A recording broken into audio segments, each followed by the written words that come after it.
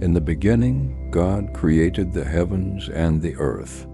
Now the earth was formless and empty.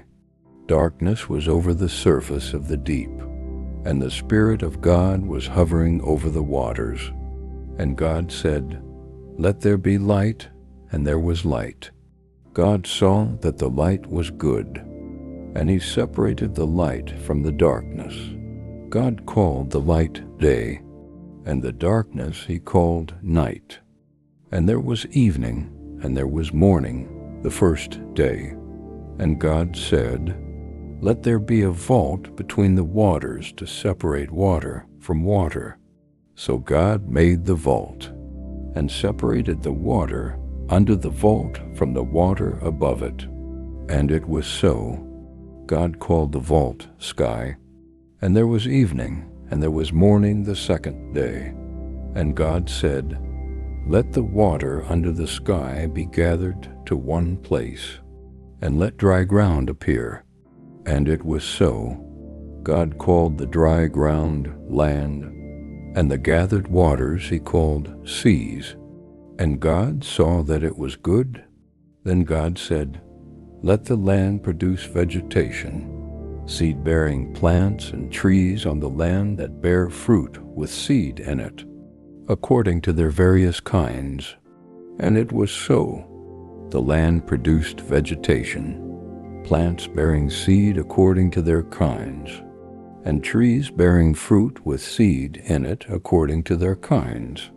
And God saw that it was good. And there was evening, and there was morning the third day. And God said, "Let there be lights in the vault of the sky, to separate the day from the night, and let them serve as signs to mark sacred times, and days and years. And let them be lights in the vault of the sky, to give light on the earth." And it was so.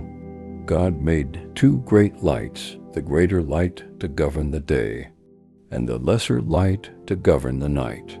He also made the stars. God set them in the vault of the sky to give light on the earth, to govern the day and the night, and to separate light from darkness. And God saw that it was good. And there was evening, and there was morning the fourth day. And God said, "Let the water teem with living creatures, and let birds fly above the earth across the vault of the sky." So God created the great creatures of the sea, and every living thing with which the water teems, and that moves about in it according to their kinds, and every winged bird according to its kind. And God saw that it was good. God blessed them and said, "Be fruitful and increase in number, and fill the water in the seas, and let the birds increase on the earth." And there was evening, and there was morning the fifth day. And God said, "Let the land produce living creatures according to their kinds, the livestock, the creatures that move along the ground, and the wild animals, each according to its kind." And it was so.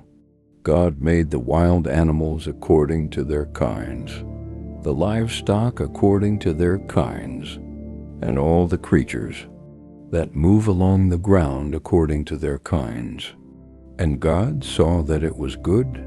Then God said, "Let us make mankind in our image, in our likeness, so that they may rule over the fish in the sea and the birds in the sky, over the livestock and all the wild animals, and over all the creatures that move along the ground."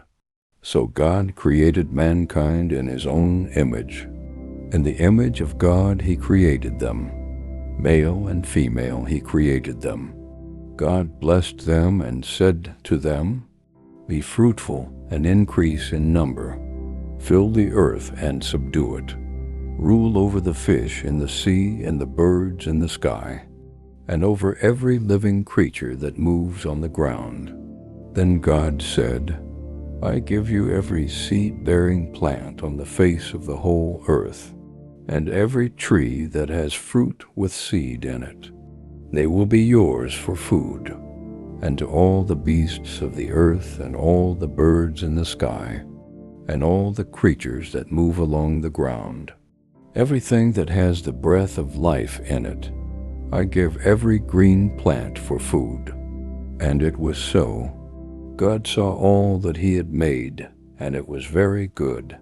And there was evening, and there was morning the sixth day.